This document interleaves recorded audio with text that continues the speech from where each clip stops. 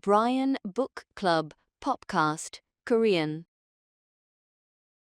여러분, 만약에 당신이 어린 시절부터 아주 굳게 믿고 있던 그 작고 반짝이는 귀여운 요정, 그 팅커벨이, 팅커벨이요. 네, 그 팅커벨이 사실 막 나비에 가까운 약간 기괴한 모습이고, 심지어 누군가를 살리기 위해서 치명적인 독을 마시고 죽어가는 비극적인 존재였다면 어떠시겠습니까?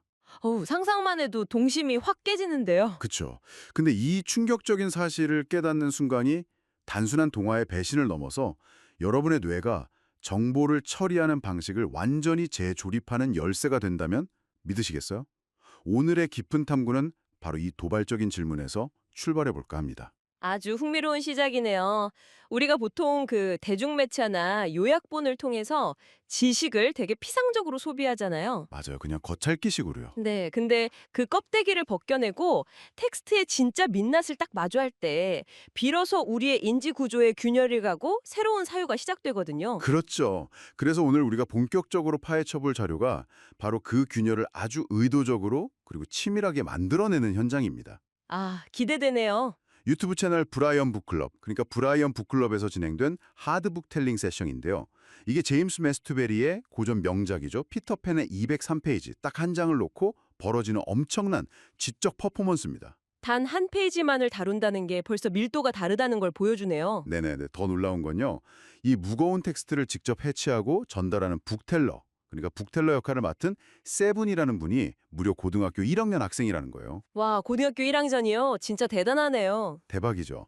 그리고 이 과정을 아주 예리하게 이끌어가는 리스너 겸 주제자로 브라이언 님이 참여하고 계시고요. 고등학교 1학년 학생이랑 노련한 주제자가 고전 텍스트 한 페이지를 가지고 그야말로 끝장 토론을 벌인다는 거잖아요. 맞아요. 이 하드북텔링이라는 시스템이 과연 어떻게 작동하길래 그런 깊이가 가능한지 그 뼈대부터 좀 들여다볼 필요가 있겠습니다. 구조가 되게 독특하더라고요. 네, 크게 두 가지로 나뉘는데요. 치밀하게 준비하는 과정인 리허설, 그리고 그 모든 걸 쏟아내는 메인 북텔링, 이렇게 두 개의 기둥으로 되어 있습니다. 그럼 첫 번째 기둥인 리허설부터 한번 짚어보죠. 영상 보니까 이 리허설이 3개 조각으로 진행이 되더라고요. 네, 맞습니다. 첫 번째가 육하 원칙, 즉 OW1H에 기반한 브리핑이고 두 번째가 육하 원칙 디스커션, 그리고 마지막 세 번째가 섹션 프리뷰였어요. 정확하게 보셨네요. 근데 사실 전문가님, 이 육하 원칙이라는 게 우리가 초등학교 때부터 귀에 못이 박히게 됐는 거잖아요.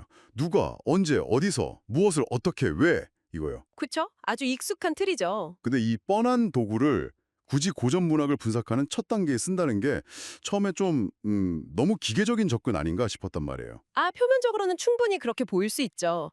약간 구식처럼 느껴지기도 하고요. 네네, 맞아요. 하지만 이 세션에서 OW1H는 그냥 줄거리를 쓱 요약하기 위한 도구가 아닙니다. 오히려 텍스트를 진짜 원자 단위로 쪼개버리는 외과 의사의 메스에 가깝다고 봐야 해요. 메스요? 어떻게 그렇게 되죠? 예를 하나 들어볼까요? 방금 말씀하신 북텔러 세븐이 그 203페이지에서 뽑아낸 단 하나의 핵심 문장, 그러니까 키 센텐스가 뭐였는지 기억나시나요? 아, 기억나요. 너희는 요정을 믿니? 피터가 외쳤다. 영어로는 Do you believe he cried였죠. 맞습니다. 근데 세븐 학생이 이 짧은 문장을 고른 이유를 아주 건조하고 명확하게 딱 두 가지로 제시하거든요. 네, 첫째, 팅크가 죽어간다. 둘째, 아이들을 살린다 이거였죠. 바로 그겁니다. 여기서 OW1H가 어떻게 작동하는지 보이시나요? 보통 독자라면 그냥 아, 피터가 다급하게 소리쳤구나 하고 감정에 이입하고 넘어가 버리잖아요. 그렇죠. 불쌍하다 어떻게 이러면서요. 네. 근데 육하 원칙의 메스를 딱 들이대면 이게 단순한 감정 표현이 아니라 누군가의 생사가 걸린 물리적인 조건부 상황이라는 인과관계가 확 드러나는 겁니다. 아, 듣고 보니까 주제자 브라이언과 세븐이 그 디스커션을 할 때 텍스트를 딱딱 분류해내는 방식이 정말 그렇더라고요. 맞아요. 철저히 구조를 보는 거죠. 감정을 쫙 빼고 주제자가 세븐한테 이 장면의 시발점, 그러니까 이벤트가 뭐냐고 딱 묻잖아요. 네네. 그때 세븐이 피터는 두 팔을 벌렸다. 영어로는 Peter flung out his arms 라는 그 물리적인 행동을 탁 집어내더라고요. 그렇죠. 그러자 브라이언이 이번엔 그럼 그 행동이 담긴 그릇, 즉 배경이 뭐냐고 물어보니까 그곳엔 아이들도 없었고 게다가 밤 시간이었다. 이 문장을 분류해서 탁 제시하고요. 바로 그 지정입니다. 인물의 동작이랑 시공간적 배경을 철저히 분리해서 인식하는 훈련이거든요.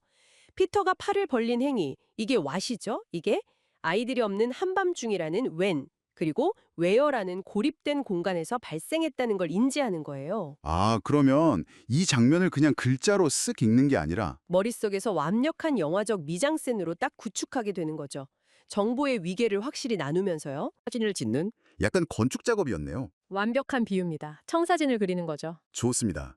이렇게 리허설로 뼈대를 튼튼하게 잡았다면 이제 그 청사진을 바탕으로 집을 지어 올릴 차례잖아요. 그게 바로 총 6개의 조각으로 이루어진 메인 북텔링이고요. 네, 드디어 본 무대로 넘어가는 거죠. 네, 그 첫 번째랑 두 번째 조각이 바로 한국어 연상독백이랑 영어 연상독백인데요. 전문가님, 사실 저 여기서 좀 반발심이 확 생기더라고요. 반발심이요? 어떤 부분에서요? 아니, 이 연상독백에 적용되는 물리적 규칙들이 너무 엄격한 거예요. 책을 편하게 손에 쥐지도 못하게 하고요. 네, 45도 각도로 사선으로 두어야 하죠. 네, 게다가 글씨를 뚫어지게 보면 안 되고 엿보듯이 스캔만 하라고 하잖아요. 그렇죠. 시선 배분도 아주 엄격하죠. 맞아요. 시선 배분이 9대 1이었어요. 앞을 보고 읽는 시간이 9, 글자를 스캔하는 시간이 1. 고개 움직임도 제한이 있고요. 그러니까요. 고개도 로봇처럼 휙 돌리지 말고 책이랑 대화하듯이 되게 자연스럽게 움직여야 한다고 하고, 솔직히 말해서 텍스트 삐딱하게 놓고 달달 외워서 연극하는 거, 이거 그냥 스트레스 팍팍 받는 암기식 훈련의 끝판왕 아닙니까? 왜 굳이 이런 고통스러운 제약을 두는 건지 좀 이해가 안 갔어요. 아, 충분히 그렇게 느끼실 수 있습니다. 겉보기엔 진짜 까다롭고 숨막히는 낭독 규칙 같잖아요. 네, 완전 체력장 같았어요. 근데 사실 이것은 인간의 인지과학을 완전히 역이용한 엄청나게 정교한 뇌 해킹입니다. 혹시 그 규칙들 중에서 가장 경악스러웠던 게 뭔지 기억나십니까? 아, 그거요. 글씨나 책을 보는 그 일의 순간에는 절대 내고 소리를 내면 안 된다는 규칙이요? 맞습니다. 오직 고개를 돌려서 책이랑 다른 방향을 보거나 눈을 감은 순간, 즉 그 구의 시간에만 소리를 내서 말을 해야 한다는 거잖아요. 바로 그 이유가 핵심입니다. 우리 인간의 뇌는요, 엄청난 구두쇠거든요. 구두세요? 에너지를 안 쓰려고요. 왜 무조건 에너지를 가장 적게 쓰는 지름길만 택하려고 해요? 만약에 눈으로 글자를 보면서 동시에 입으로 소리를 내면 뇌에서 어떤 일이 벌어질까요? 그냥 줄줄 읽게 되지 않을까요? 그렇죠. 뇌는 문장의 의미를 깊게 상상하거나 시각화하는 아주 고된 과정을 그냥 싹 다 생략해버립니다. 시각 정보를 바로 음성 정보로 즉각 변환하는 그냥 기계적인 출력 기계로 전락해버리는 거예요. 그러니까 눈앞에 일종의 커닝 페이퍼가 딱 있으니까 굳이 뇌가 그 의미를 막 씹어삼킬 필요성을 못 느끼는 거네요. 정확합니다. 하지만 책을 보는 그 순간에 음성 출력을 강제로 차단해버리면 어떻게 될까요? 뇌에 엄청난 병목 현상이 일어납니다. 아, 소리를 못 내니까 꽉 막히는군요. 네, 1이라는 그 찰나의 시간 동안 텍스트로 훔쳐본 뒤에 9의 시간 동안 허공을 보면서 내 입으로 소리를 내야 하잖아요. 그럼 뇌는 살기 위해서 그 찰나의 문장을 이미지로 확 변환해서 단기 저장소에 우겨 넣어야만 합니다. 와, 소름 돋네요. 그러니까 이건 텍스트를 억지로 암기하는 게 아니라 강제로 시각화하게 만드는 훈련인 거네요. 맞습니다. 아, 세븐이 그 연상독백할 때 톤이 엄청 차분했잖아요. 그게 이제야 이해가 확 돼요. 네, 어떤 부분에서 느끼셨나요? 있잖아요. 그러나 피터는 네버랜드를 꿈꾸고 있을. 생각보다 자신과 가까이 있는 모든 아이들에게 말을 걸었다. 이걸 한국어로 되게 진중하게 내뱉고 네네. 이어서 바로 But he addressed all who might be dreaming of the Neverland 하면서 영어로 딱 내뱉는데 이게 단순한 암송이 아니더라고요. 진짜 자기 안에서 완벽히 렌더링이 딱 끝난 장면을 묘사하는 진짜 연극 배우의 독백 같았거든요. 완벽하게 보셨습니다. 책이라는 매개체를 아예 지워버리고 활자를 진짜 내 피와 살로 만드는 체화 과정인 거죠. 와, 엄청나네요. 네, 이게 텍스트를 뇌의 가장 깊은 곳까지 억지로 끌고 들어가는 가장 확실한 방법론이거든요. 근데 여기서 끝이 아닙니다. 네, 여기서 끝이 아니라고요? 이미 완벽히 체화했잖아요. 인지적 체화만으로는 부족해요. 머릿속으로 완벽히 외우고 상상했다고 해서 그 내용이 객관적인 진실을 담고 있다는 보장은 없으니까요.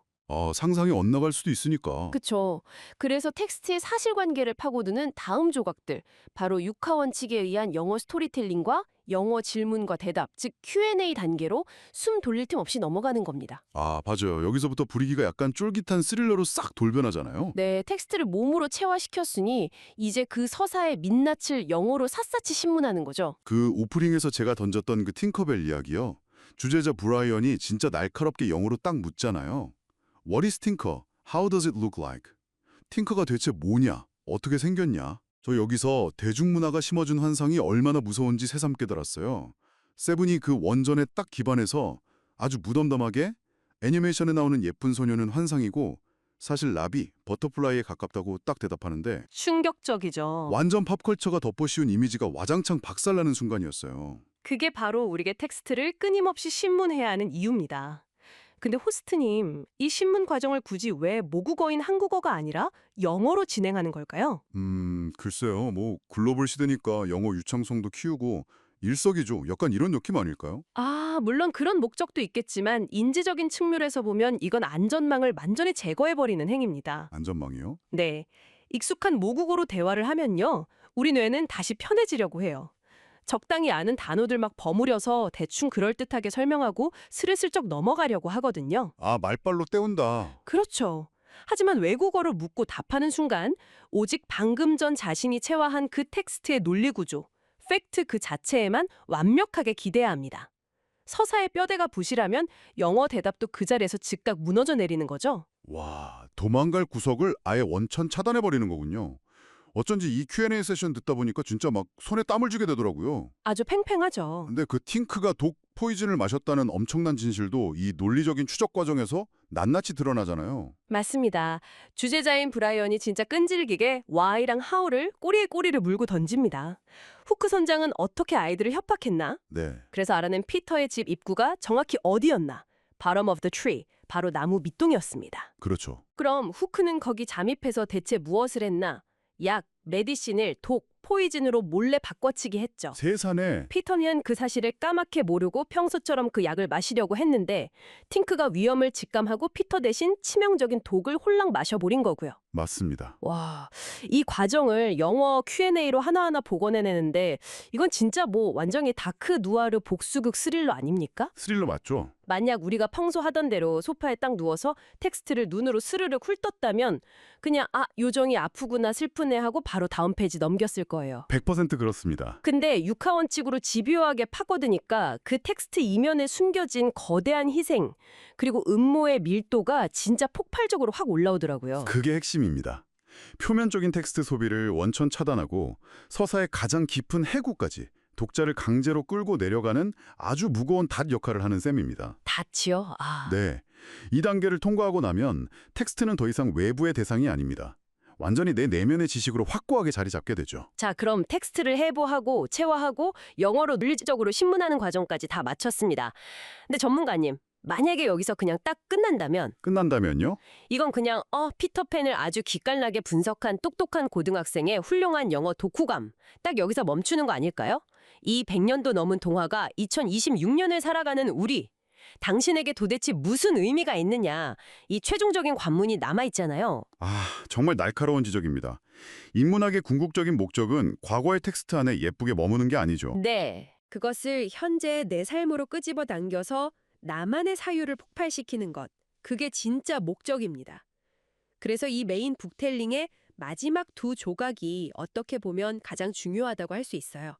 그 두 조각이 바로 존귀한 질문이랑 최고의 영어 단어 시간이죠. 네, 리버럴 퀘스천과 베스트 잉글리시 보캐블러리입니다. 근데 저는 처음에 이 존귀한 질문이라는 한국어 번역이 참 낯설었어요. 원어로는 리버럴 퀘스천이잖아요. 리버럴 하면 약간 자유로운 혹은 뭐 교양의 이런 뜻이 먼저 떠오르는데 왜 굳이 존귀하다고 번역을 했을까요? 아주 좋은 질문입니다. 리버럴 아츠, 즉 인문학의 어원이 로마 시대의 아르테스 리베랄레스, 곧 자유인의 기술에서 왔거든요. 자유인의 기술이요? 네, 텍스트를 쓴 작가의 의도나 권위에 맹종하는 게 아니라 독자가 아주 주체적으로 텍스트를 해방시켜서 자기 삶의 문제를 푸는 도구로 삼는 것. 그게 진정한 자유인의 독서라는 겁니다. 오, 그래서 북텔러가 텍스트 안에서 길어올린 그 하나의 질문이 내 삶을 쾅 흔들고 사유를 해방시킬 때 그 질문은 세상 그 무엇보다 존귀해지는 것이죠. 와, 작가의 텍스트에서 나의 삶으로 넘어가는 그 자유의 질문이군요.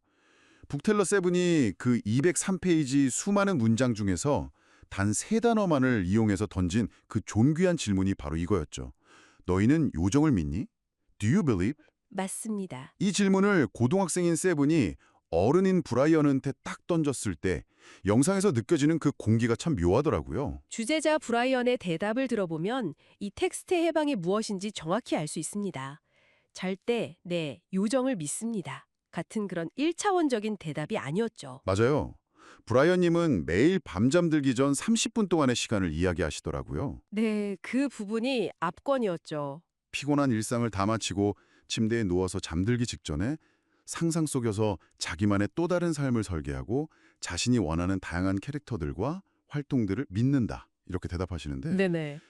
그러니까 이 팍팍한 현대인의 치열한 삶 속에서 요정이란 건 날개 달린 환상의 생명체가 아니라 어두운 밤에 현실의 중력을 이겨내고 스스로를 탁 지탱하게 만드는 꿈과 상상력 그 자체였던 거예요. 완벽한 해석입니다. 피터팬의 다급한 외침이 2026년을 버텨내는 한 어른의 깊은 철학적 사유로 완벽하게 치환되는 순간이었어요. 진짜 소름 돋았어요. 고전이 왜 시대를 초월하는 고전인지, 텍스트가 어떻게 우리 삶에서 살아 숨쉬는지를 증명하는 대목입니다. 그리고 이어서 진행된 마지막 조각, 최고의 영어 단어 선정 역시 이 체화의 정점을 제대로 찍어주죠. 네, 세븐 학생이 선택한 단어가 바로 address였죠. He addressed all who might be dreaming. 그는 꿈꾸고 있을 모든 이들에게 말을 걸었다. 이 문장이요. 네. 보통 우리는 address 하면 주소, 아니면 연설하다. 이 정도로만 외우고 있잖아요. 다들 그렇게 알죠. 하지만 세븐은 이 단어를 텍스트의 깊은 맥락 속에서 간절함을 담아 누군가에게 우편물을 보내다 라는 아주 심연의 뜻으로 확 끄집어냅니다. 저는 이 과정을 보면서 이런 생각이 들었어요. 이건 마치 거대한 건축물에서 하중을 견디고 있는 단 하나의 코어 기둥을 딱 찾아내는 작업 같다. 코어 기둥이요? 아주 좋은 비유네요. 네, 건물 전체에 수만 개의 벽돌이랑 막 화려한 장식이 있지만 결국 그 건물이 안 무너지게 지탱하는 건 숨겨진 핵심 기둥 하나잖아요. 그렇죠. 피터가 네버랜드를 꿈꾸는 아이들에게 진짜 절박하게 자기 심장을 뜯어 보내듯이 구조 요청을 하는 그 마음, 그 서사의 엄청난 하중을 어드레스라는 단어 하나가 온전히 버티고 있었던 거죠. 이 단어를 딱 이해하는 순간 작가의 의도라는 건축물 전체가 한눈에 쫙 들어오는 느낌이랄까요? 야, 통찰이 대단하십니다. 수많은 정보 더미 속에서 내 사유를 지탱할 단 하나의 기둥을 스스로 찾아내는 힘. 그것이 바로 이 하드북텔링이 길러내고자 하는 인문학적 근력이거든요. 인문학적 근력. 네. 세븐이 이 세션을 마치면서 남긴 소감이 그 근력의 아름다움을 너무 잘 보여줍니다. 오랜만에 하드북텔링의 치열한 공간에 들어와서 리스너이신 브라이언 선배님과 나누는 시간이라 너무 의미가 깊었다. 이렇게 말하죠. 네. 이제 갓 고등학생이든 청소년이랑 또 산전수전 다 겪은 어른이 피터팬이라는 텍스트 하나를 딱 매개로 세대랑 역할을 완전히 넘어서 진짜 완벽한 지적 동지로서 교감하는 모습. 정말 가슴이 웅장해지는 장면이었습니다. 지식이 어느 한쪽에서 일방적으로 주입되는 걸 넘어서 서로의 삶에 공명하면서 새로운 지혜로 창조되는 인문학의 진정한 퍼포먼스였던 거죠. 자, 여러분. 오늘 우리가 함께한 이 깊은 탐구는 단순한 효율적인 독서법 강좌가 절대 아닙니다. 지금 이 순간에도 알고리즘은요, 우리가 클릭하기도 전에 무엇을 보고 무엇을 느껴야 할지 쉴 새 없이 요약해서 입에 넣어주잖아요. 네, 다 떠먹여주죠. 우리는 점점 정보를 소비하는 데는 엄청 익숙해지는데 지식을 온전히 내 것으로 체화하는 방법은 잃어버리고 있단 말이에요. 맞습니다. 오늘 우리가 해부해본 하드북텔링의 전 과정은 그 거대하고 수동적인 흐름에 정면으로 저항하는 강력한 무기입니다. 네네. 텍스트를 내 손으로 직접 해체하고 시각화의 그 고통스러운 과정을 견디면서 내 목소리로 뱉어내고 또 집요하게 논리를 신문한 끝에 마침내 내 삶의 질문으로 딱 연결해내는 아주 주체적인 지식 창조의 훈련인 겁니다. 최근에 여러분은 무언가를 이토록 숨막히게 진짜 뼈와 살이 되도록 치열하게 소화해 보신 적이 있습니까? 피터팬이 그 칠흑 같은 어둠 속에서 아이들에게 던졌던 너희는 요정을 믿니? 라는 외침. 그것은 결국 순진무구한 질문이 아니었습니다. 절박한 생존의 요청이었죠. 네, 독을 마시고 차갑게 식어가는 팅크를 살리기 위한 처절한 요청이었어요. 보이지 않는 곳에서 진짜 온 마음을 다해 박수를 쳐주는 아이들의 굳건한 믿음만이 그 꺼져가는 불빛을 다시 살려낼 수 있었습니다. 이것은 지금 이 방송을 듣고 계신 여러분의 현실을 향한 도발적인 질문이기도 합니다. 그렇습니다. 현실의 그 무거운 중력에 짓눌려서 지금 당신의 삶에서 불빛이 희미하게 꺼져가고 있다면 당신이 온 마음과 에너지를 다해서 미친 듯이 박수를 치며 나는 믿는다고 외쳐주어야 할 당신만의 요정, 당신만의 꿈은 과연 무엇입니까? 생각해 볼 만한 주제네요. 오늘 밤엔 스마트폰의 알고리즘 피드를 딱 끄고요. 침대에 누워서 나만의 네버랜드로 간절한 마음을 담은 주소, 즉 애드레스를 한번 적어 보내보시는 건 어떨까요? 오늘의 깊은 탐구는 여기서 마칩니다. 함께해 주셔서 감사합니다. Brian Book Club Podcast English. So, what if reading a single page of a children's book required the physical discipline of a stage actor? And, the analytical rigor of a detective. Right, exactly. I mean, normally sitting down with a novel is this casual, almost passive retreat. You slump into a comfortable chair, maybe your eyes glaze over a few paragraphs. Your mind wanders to what you're having for dinner, yeah. Yeah, and then you just keep flipping pages. But today, we're going to explore a framework that treats reading like, well, an extreme cognitive sport. It completely dismantles our modern habits of just skimming for the plot. Instead of just consuming a book, this method forces you to interrogate it, internalize it, and ultimately perform it. And that is the core mission of our deep dive today. We're exploring a highly structured, really intense method of literary analysis called a book-telling performance. Specifically, we're looking at a hard book-telling session. Right. Developed by a group called the Brian Book Club. And we have this transcript of a session featuring a high school freshman named Seven. Who takes on the role of the book teller. Exactly. And an older member named Brian who acts as the listener and presider. The term hard in hard book telling is incredibly deliberate here. It distinguishes this practice from, soft or casual reading. It demands full, physical, cognitive, and emotional engagement. The performer isn't just reciting, right? No, not at all. They are utilizing a humanistic perspective to bridge the gap between the author's world and our own. To understand just how intense this gets, we're going to look at how Seven and Brian dissect exactly one page. It's page 203 of J.M. Barrie's classic novel, Peter Pan. And in doing so, we uncover some really dark, forgotten story details. And arrive some surprisingly vulnerable human truths. Okay, let's unpack this. Because before they even get to the story of Peter Pan, the actual bodily mechanics of this book telling are, they're staggering. They really are. The performance is primarily built around what they call the imaginary monologue phase. Right, there's a Korean imaginary monologue and an English one. Exactly. But the physical constraints are identical for both, and exceptionally strict. First off, the book teller Seven, in this case, he can't simply hold the book in his hands. Wait, he can't even hold the book. No. The book must be placed diagonally on the table at a precise 45-degree angle. Wow. Just visualizing that setup changes everything, doesn't it? If the book is angled away from you, you physically cannot hunch over it like a student cramming for a test. Right. You are forced to sit up, open your chest, and maintain a performer's posture. And I imagine that physical posture dictates the mental state. It absolutely does, and that open posture supports the most difficult rule of the framework, which is the 9.1 ratio. Okay, break that down for me. What is the 9.1 ratio? The book teller has to distribute their gaze so that they spend 9 parts of their time looking forward, actively addressing the audience. And only one part peering down to scan the text. Exactly. 90% of the time, your eyes are on the room, not the book. That reminds me of a seasoned musician reading sheet music. That's a great analogy, yeah. You don't stare at the notes on the stand the whole time you play. You glance down to absorb a measure, you internalize it, and then you play it out to the concert hall. And to enforce that internalization, the Brian Book Club employs a strict rule of silence. A rule of silence while reading aloud. Well, the performer must never make a single sound while their eyes are on the text. Oh, I see. You scan the words silently. You're only permitted to speak when you turn your head slowly and naturally away from the book, or when your eyes are completely closed. I have to push back here a little bit. Doesn't this ruin the magic of reading? How do you mean? Like, if you take a whimsical fantasy book like Peter Pan and treat it like a math equation with 9.1 eye contact ratios and strict rules of silence, aren't you just killing the joy of getting lost in a story? Well, what's fascinating here is the cognitive mechanism behind these rules. It actually magnifies the magic, but it changes the reader's role from a passive spectator to an active mediator. Okay, an active mediator. Yeah. By separating the act of seeing the words from the act of speaking them, reading becomes this calm, reflective utterance. It's almost like a free association monologue. So when Seven looks at the text, he's absorbing J.M. Barrie's intent. Yes, and when he turns his head slowly to the audience and the rules specify, it must not be a quick snapping motion, but as natural as a conversation. Right. He becomes an actor testifying about what he just witnessed in that fantasy world. It turns the reader into an ambassador of the text, basically.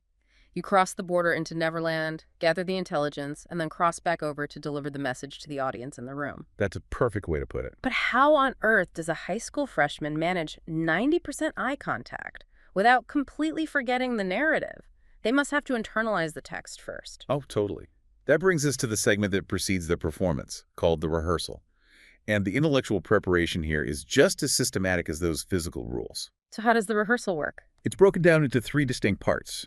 You have the 5W1H briefing, the 5W1H discussion, and the section preview. Okay, so we're talking about the classic journalistic questions: who, what, when, where, why, and how, Exactly. but applied to a single page of fiction. Right. During the briefing and discussion, Seven and Brian don't just summarize the plot. They surgically dissect it. Okay. Brian asks Seven to pinpoint the exact starting point of the scene, the absolute physical catalyst.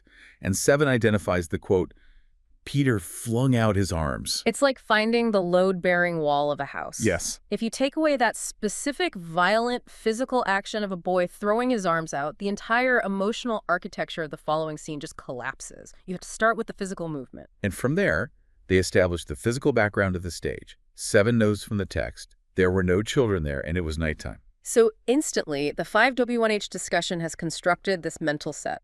A dark, isolated space, devoid of children, initiated by a sudden physical gesture. Yeah, and this intense briefing leads to the ultimate challenge of the rehearsal phase.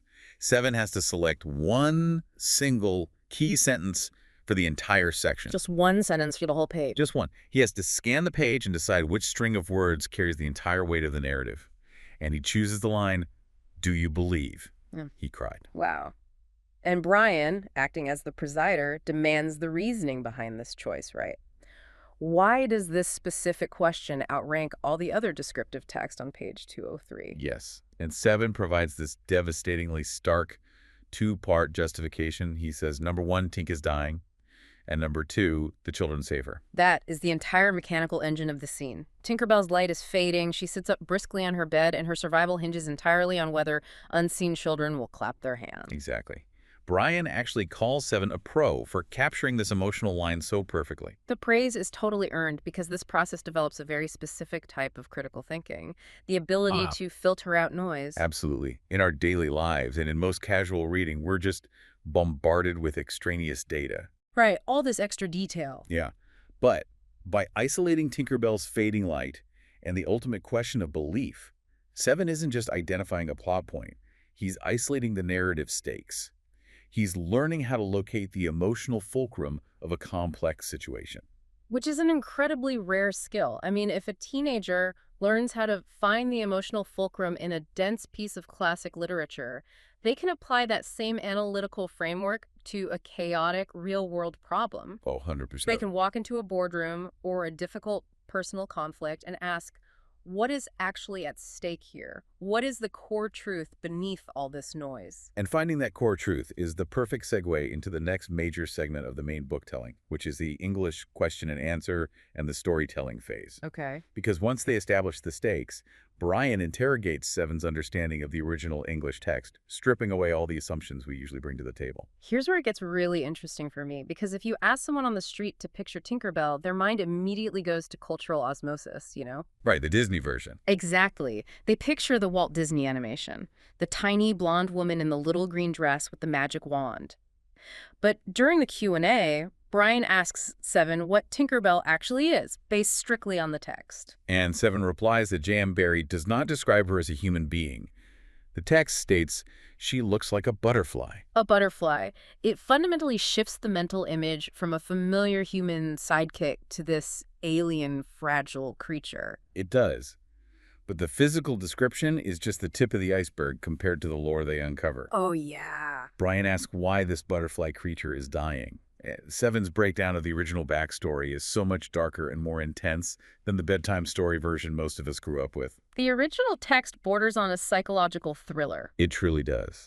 According to Seven's extraction of the plot, Peter had promised Wendy that he would take his medicine from a bottle. But Captain Hook is actively hunting Peter, and Hook doesn't just stumble upon Peter's underground hideout. No, he doesn't. He captures some of the children and literally terrifies them into revealing the hidden entrance, which is located at the bottom middle of a tree. Hook executes a hostile interrogation. He is extracting sensitive intelligence from terrified prisoners of war who happen to be children. And then Hook uses that extracted intel to sneak into this tree bunker. He finds Peter's medicine, and he swaps it for poison. It's raw, premeditated murder of a sleeping child. Yes. And when Peter wakes up and is about to drink it, Tink realizes it's been tampered with. But she doesn't just, knock the glass away. She drinks the lethal dose herself to save him. This raises an important question about how we consume media over generations, How so? We have over a century of theme parks, merchandise, and simplified movie adaptations that have sanded down the edges of this story into something sparkly and harmless. Right. What the Brian Book Club is doing here is like an archaeological dig. They're brushing away the cultural dust to uncover the raw materials of the primary source. It is a stark reminder of the danger of relying on secondary sources. If you haven't read the primary text, you're just looking at a shadow of the real thing. Seven isn't reading a fairy tale. He's uncovered a narrative about violent interrogation, premeditated poisoning, and ultimate self-sacrifice. Engaging with themes of that magnitude requires a highly mature, nuanced level of comprehension. Definitely. And that maturity is required for the final, and perhaps most profound, segments of the book telling. The liberal question and the best English vocabulary. Right, because you have this incredibly dark, intense narrative realization about sacrifice and belief. How do they conclude the session? They can't just close the book and walk away. No, because the goal of the Brian Book Club is humanistic. The text must be applied to the human condition. Okay, so how do they do that? During the liberal question segment, the book teller must ask the presider a philosophical question. But there is a massive constraint. The question must be formed using only 3 words from the text. Wow, only 3 words. It's called a liberal question because it's meant to liberate the concepts from the page and apply them to reality, right? Exactly. But forcing someone to use exactly 3 words, why limit the vocabulary so severely? The mechanism behind that limitation is actually brilliant. When you're stripped of your own modern vocabulary, you're forced to synthesize your current reality exclusively through the author's exact framing. Oh, I see. It creates a literal linguistic bridge between this century-old text and the room you are currently sitting in. So Seven looks at the text, follows the 3-word rule, and asks Brian, do you believe, or in Korean, do you believe in fairies? Yes. On paper, an adult being asked that by a teenager sounds a little absurd, but Brian's answer is remarkably vulnerable and grounded in adult reality. Brian answers from a deeply humanistic perspective. He says that he does believe. He explains to Seven that it usually takes him about 30 minutes to fall asleep at night. Unless he's utterly exhausted, he can't just shut his eyes and power down his brain. Right. The reality of modern insomnia. Exactly the opposite of Peter Pan, who never worries. Yeah. Brian explains that during those 30 minutes of lying in the dark, he lives another life in his imagination. He says he interacts with fairies, he talks with characters he likes, he plays around in his mind. Utilizing the mechanics of a childhood fantasy, this belief in things unseen is what helps him cope with the stress of the day and finally drift off to sleep. So what does this all mean? When you connect Brian's deeply personal coping mechanism to the best English vocabulary segment that follows, the synergy is incredible. Okay, walk me through that. Seven is tasked with selecting one single word from the section that he deems the best vocabulary, and he chooses the word address, pulled from the line where Peter addressed all who might be dreaming. And the word address serves as a perfect dual-purpose tool here. Seven defines it technically for the group. Right. As a noun, it means a location, a specific physical place. As a verb, it means to write a location on an envelope, or to deliver a speech to an audience. The connection there is stunning. Think about Brian's 30-minute nightly routine. Brian is essentially addressing his own imagination. Oh, wow. He really is. He's traveling to a specific mental location, a sanctuary, and he's delivering a speech or interacting with the characters there to find peace in a chaotic world. If we connect this to the bigger picture, this is the ultimate triumph of the book-telling framework. We started with a high school freshman doing an English reading comprehension exercise. But because of the 9.1 eye contact ratio, forcing an imaginary monologue, Yeah. and the rigorous 5W1H dissection, And the sheer vulnerability of the liberal question, the exercise completely transcends academics. it evolves into an intergenerational exchange. It becomes this profound conversation between a teenager and an adult about the psychological necessity of imagination. It proves that classic literature is not just some dead artifact meant to be memorized for a pop quiz. It's a mirror you hold up to your own mind. And Seven recognizes that transformation in his closing thoughts. He reflects on how deeply meaningful it was for him to step into this specific space of the hard book telling. To prepare so intensely, to maintain that 45-degree angle and that rule of silence. Yes. And then to be able to share that cultivated space with his senior, Brian, and with anyone listening. It stopped being homework. It became a shared human experience. That is the highest possible outcome of studying the humanities. You decode the text, you understand its underlying truth, and then you use that truth to better understand the people sitting right there in the room with you. It's a masterclass in treating reading as an active, intentional, and ultimately liberating endeavor. It really is. Okay, let's take a breath and look at the intense journey we've just been on. We started by exploring the rigid physical demands of the imaginary monologue. Proving that how you read down to the angle of the book and the 9.1 ratio of your gaze fundamentally changes your cognitive relationship with the text. Exactly. We watched a high schooler use a 5W1H rehearsal to strip away the noise and find the narrative load-bearing wall of a single page. We shattered the pop culture illusion of a sparkly Tinkerbell, uncovering the dark primary source lore of Captain Hook's interrogation and Tink's lethal sacrifice. And finally, through a 3-word constraint, we landed on a deeply personal conversation about the necessity of building sanctuaries in our own minds. So I want to leave you with a thought to mull over today. Think about a book or even just an article that you read recently. If you were forced to look at just one single page of that text, could you boil all of its meaning down to a 3-word liberal question to ask a friend? It's a tough challenge. It really is. And more importantly, thinking about Brian's nightly routine. As adults living in a highly logical, constantly connected, demanding world, what happens to our nervous systems when we stop taking those 30 minutes before bed to simply step into a sanctuary and imagine?